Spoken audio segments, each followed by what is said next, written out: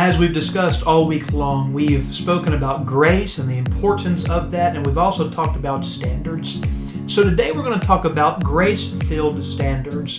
Is it even possible to have both in our lives?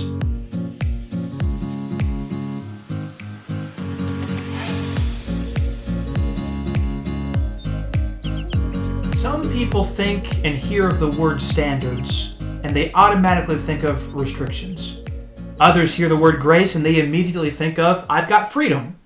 And somewhere along the way, those two ideas get pushed into opposite corners, as if you have to choose one or the other.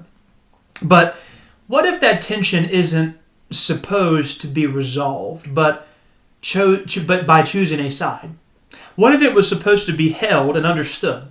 Because the truth is, you don't have to choose between grace and standards today. You just have to understand how they're meant to work together. Jesus described in John chapter 1, verse 14, full of grace and truth. Understand, it wasn't 50-50, not shifting depending on the situation. No, it was full at the same time, 100% and 100% grace and truth. And if we're going to follow Him today, we have to learn how to hold both of those things at the same time as He did, without losing either of them as well. So let's start here. Standards without grace, that becomes legalism. And grace without standards, well, that becomes a license to sin. But grace-filled standards, that's something different. And that's something deeper. That's where transformation actually happens. Because standards were never meant to be tools for measuring worth. They were meant to be expressions of alignment. Not a way to earn acceptance, but a reflection of it. So, why do standards even exist today? That's a great question. Not to control behavior, but instead to reveal our direction. Paul says in 1 Corinthians 10:31, whether therefore ye eat or drink or whatsoever ye do, do all to the glory of God. That's the standard. Not a list, but a lens. Does this glorify God? That's the question that we must be asking ourselves all the time. That question does not restrict your life, but instead it refines your life. It forces you to think beyond surface level decisions and really begin to think about the deeper purpose as to why you have breath in your lungs to begin with. Now here's where things get often wrong. People take standards and detach them from relationship. They enforce them externally without cultivating them internally. And when that happens, standards become heavy. They're rigid. They're cold. But when standards flow from grace, they become natural. It's meaningful and it's alive. Imagine a tree. You can go out and tape fruit onto the branches of the tree if you want to, and from a distance it can look very productive, but it's not real. There's no life truly behind this tree. Now imagine a healthy tree. Roots that are deep. They're nourished. It's growing. It doesn't struggle to produce fruit. It just does. It's what it was set to do. That's the difference. Legalism tapes fruit to the branches. Grace grows it from the root. Jesus said in John 15:5, I am the vine, and ye are the branches, and he that abideth in me, and I in him, the same bringeth forth much fruit, for without me ye can do nothing. Notice the order of that. Abide first, then fruit follows. Relationship first, then standards follow. But if you reverse that, you try to produce fruit without abiding, and you end up exhausted, and eventually you'll end up empty. What do grace-filled standards actually look like in real life, though? Well, they're not driven by fear, they're driven by love. They're not about maintaining an image. They're about honor and relationship. They're not about impressing people. It's about pleasing God. That's completely different motivations. Paul says in Titus chapter 2, verses 11 and 12, for the grace of God that bringeth salvation hath appeared to all men, teaching us that denying ungodliness and worldly lust, we should live soberly, righteously, and godly in this present world. Did you catch that?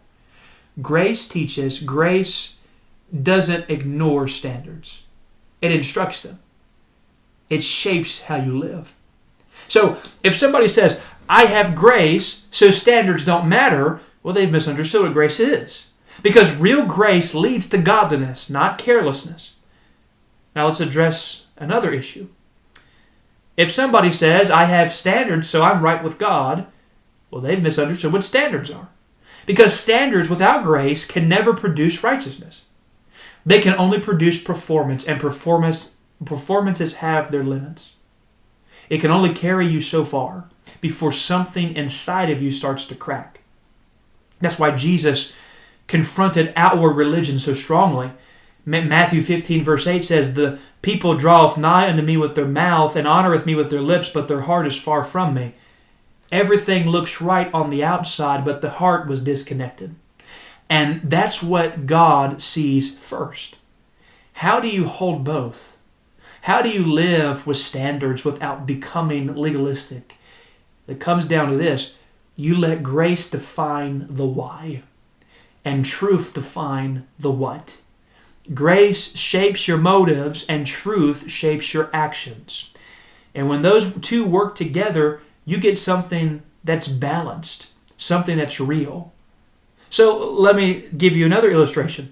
Imagine a musician playing an instrument, and there are, of course, rules to music, timing, structure, key, and rhythm, and those are the standards.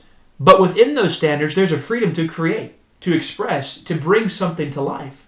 Without structure, music becomes noise, but without freedom, music becomes mechanical and not wonderful. But when they are both present, well, then you get something great. That's what grace-filled standards look like. It's not rigid control, not chaotic freedom, but structured expression. Grace-filled standards are not static. They grow as you grow.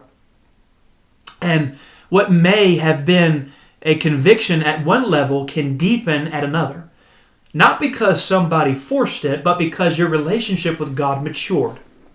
Paul speaks about this in Philippians chapter 1, verses 9 and 10.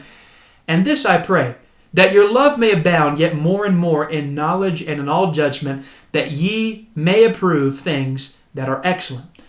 Notice that approve things that are excellent, not just avoid what is wrong, but pursue what is best. That's a higher standard. And it doesn't come from pressure, it comes from growth. Now here's the tension that we sit in. Not everyone will land in the same place at the same time. Different people, different convictions, different stages of growth. And if you're not careful, you'll try and make your personal standard everybody else's requirement too. That's where legalism starts to creep back in. So what's the solution? It's easy. It's what Jesus did. It's humility. Because understanding that God is working in people at different levels in different ways and on different timelines kind of helps you understand that it's not your role to control that. But instead, your job is to reflect in how you live Jesus Christ every day. Romans chapter 14, verse 5 says, let every man be fully persuaded in his own mind. That doesn't mean truth is relative. It means conviction must be personal. It has to be owned. It has to be real, not borrowed. Because borrowed standards won't hold under pressure. Only personal conviction will. So here's the question that brings everything together.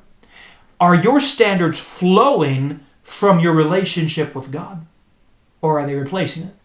Because one will draw you closer while the other one will keep you busy, but distant. And at the end of the day, God is not looking for perfectly structured lives with no relationship. He's looking for surrendered lives that reflect Him from the inside out. Grace-filled standards don't compete with freedom, they define it. They don't restrict your life, they align it.